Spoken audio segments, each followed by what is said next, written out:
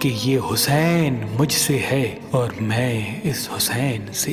اے لوگو، اگر اس حسین پہ کوئی مشکل وقت آ جائے اور یہ تم سے مدد طلب کرے تو اس کا ساتھ دینا، کیونکہ یہ جنت کے جوانوں کا سردار ہے، میرا خون ہے، میری اولاد ہے۔ لیکن افسوس، ابھی رسول اللہ کی رحلت کو تھوڑا وقت ہی گزرا تھا کہ کربلا کے میدان میں ایک طرف 9 لاکھ کا مجمع تھا تو دوسری طرف وہ حسین جس کو اللہ کے رسول اپنے کندھوں پہ سوار کرتے تھے، امام حسین علیہ السلام اپنے نانا کی امت سے بار بار کہتے رہے کہ کیوں میرا رستہ روکا ہے؟ اے لوگو، پہچانو، میں تمہارے نبی کا نواسا ہوں، کیوں 3 دن سے میرے بچوں کو پیاسا رکھا ہے؟ کیوں میرے عزیز و اقارب کو شہید کیا ہے؟ بتاؤ، کیا میں نے رسول اللہ کی شریعت میں ترامیم کی ہے؟ کسی انسان کا حق کھایا ہے؟ کسی انسان پہ ظلم کیا ہے؟ اتنے میں فوج یزید ایک آواز میں کہنے لگی، اے حسین، ہم سب تجھے تیرے بابا علی کے بغض میں قتل کر رہے ہیں تاکہ یزید ہماری جھولیاں دولت سے بھر دے۔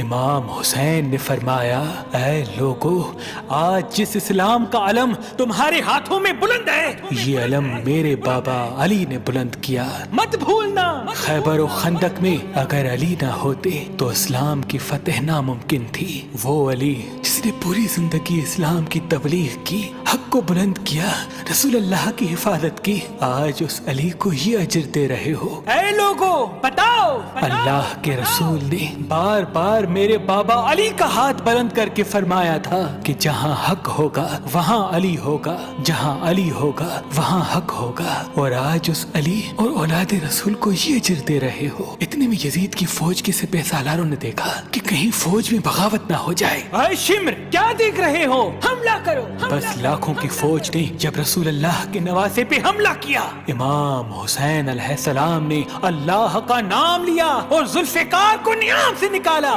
تاریخ گواہ ہے، ایک طرف لاکھوں کا مجمع اور ایک طرف 3 دن کا بھوکا پیاسا حسین ابن علی۔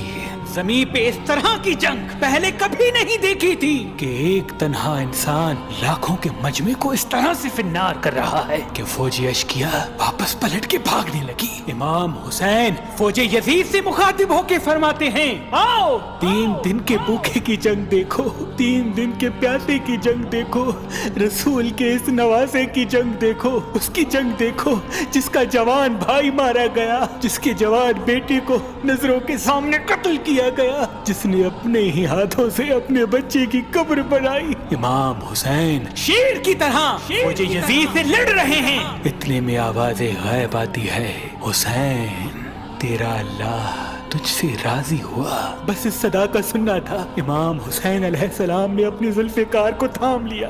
اتنی میں عمر بن سعد کہتا ہے، شمر، کیا دیکھ رہے ہو؟ یہ علی کا شیر ہے، اس کو مات دینا ناممکن ہے، جاؤ خیموں کو آگ لگا دو۔ بس کچھ ظالموں نے بیبیوں کے خیموں کو آگ لگا دی اور کچھ امام حسین کو دور سے تیر مارنے لگے۔ امام حسین کبھی بیبیوں کے خیموں کی طرف بڑھتے ہیں، کبھی فوج کی طرف جاتے ہیں۔ عمر بن سعد اور شمر نے فوج کو 4 حصوں میں تقسیم کر دیا اور یہ کہا کہ کوئی بھی حسین کے قریب نہ جائے، جس کے پاس جو جو چیز ہے وہ دور سے حسین کو مارے۔ جس کے پاس نیزہ تھا اس نے نیزہ مارا، جس کے پاس تیر تھے وہ تیر مارتا رہا، جس کے پاس برچیاں تھی وہ برچیاں مارنے لگا۔ تاریخ نے لکھا جس کے پاس مارنے کے لیے کچھ نہ تھا وہ کربلا کی گرم زمین سے مٹی اٹھا کے امام حسین کی طرف پھینکتا رہا۔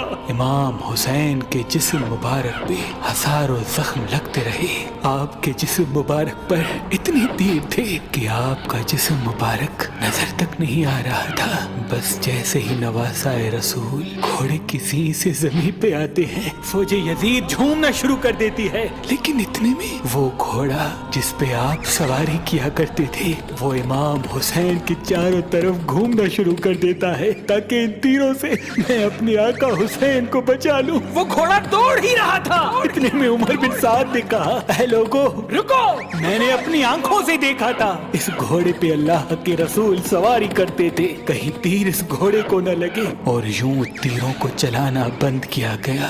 अफसोस है उन लोगों को उस घोड़े का तो एहतराम मालूम था जिस पे रसूल अल्लाह सवारी किया करते थे, लेकिन उस हुसैन का एहतराम भूल चुके जिनको अपने कंधों पे सवार करके उम्मत को दिखाया करते थे। बस इमाम हुसैन अलैहिस्सलाम जमीन करबला पे अपना सर रख के अल्लाह का शुक्र कर रहे हैं और वहाँ फौजी यजीद के मुख्तलिफ सिपाही इमाम हुसैन का सर काटने के लिए करीब आते हैं। जो भी करीब आके इमाम हुसैन के सर को देखे तो उसे इमाम हुसैन के चेहरे में रसूल अल्लाह का चेहरा नजर आए और वो चीख के दूर चला जाए। इतने में शिमर कहने लगा, ये काम मुझसे ही होना है। जैसे ही शिमर ने खंजर इमाम हुसैन के गले पे रखा तो वो देखे इमाम हुसैन के लब हिल रहे हैं। उसने सोचा, हमने हुसैन का पूरा खानदान कत्ल कर दिया, 3 दिन तक हुसैन के बच्चों को प्यासा रखा, शायद हुसैन हमें बद्दुआ दे रहे होंगे। सुनने के लिए कान करीब करे तो क्या सुने, इमाम हुसैन अलैहिस्सलाम अल्लाह की दरबार में अल्लाह की नेमतों का शुक्र कर रहे हैं कि ऐ अल्लाह तेरा शुक्र है कि इस अजीम इम्तिहान के लिए तूने इस हुसैन को चुना।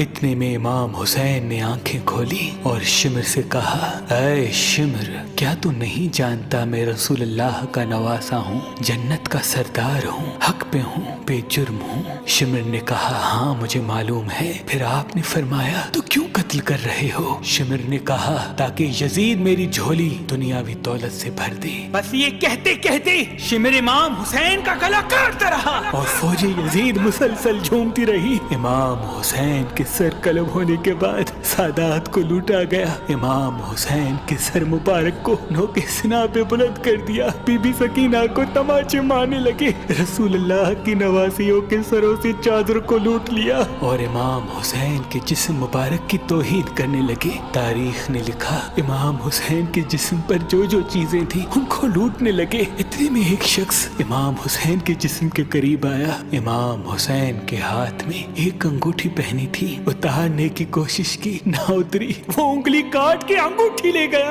आपके जिस्म मुबारक को रस्सियों से बांध के करबला की गर्म जमीन पे इधर से उधर फिराया गया। इतने में उमर बिन साद ने कहा, ऐ शिमर हुसैन और उसके साथियों की लाश का वो हश्र करते हैं कि रहती दुनिया तक कोई भी यजीद के खिलाफ आवाज न उठाए। सबके जिस्म से सरों को काट लो और सबकी लाशों को पामाल कर दो। जमीन करबला गवाह है, कहीं से कोई कबीला उठ के आता है और कहता है कि हम हुर की लाश को पामाल होने नहीं देंगे। कहीं बीबी उम्मे लैला का कबीला आके कहता है कि हम अली अकबर का लाशा पामाल होने नहीं देंगे। कहीं बीबी रुबाब के कबाइल के लोग कहते हैं हम अली असगर का लाश पामाल होने नहीं देंगे। एक एक शहीद की लाश पामाल होने वाली जगह से हटाई गई। तारीख गवाह है, सिर्फ रसूल अल्लाह का अकेला नवासा करबला की गर्म जमीन पे पड़ा रहा और मगरिब के घोड़े मशरिक की तरफ, मशरिक के घोड़े मगरिब की तरफ दौड़ते रहे। इमाम हुसैन का जिस्म पामाल होता रहा। इमाम जाफर सादिक अलैहिस्सलाम फरमाते हैं, मेरा सलाम हो मेरे उस गरीब दादा पर जिसकी लाश को इस तरह से पामाल किया गया कि उनकी दाईं पसलियां बाईं पसलियों की तरफ चली गई और बाईं पसलियां दाईं पसलियों की तरफ चली गई, जिनका सीना और पुश्त एक साथ हो गया। सलाम हो मेरे उस बेवतन दादा हुसैन पर जिनके जिस्म मुबारक के टुकड़ों को जमीन करबला पे बिखेरा गया। सलाम हो, सलाम हो, सलाम हो।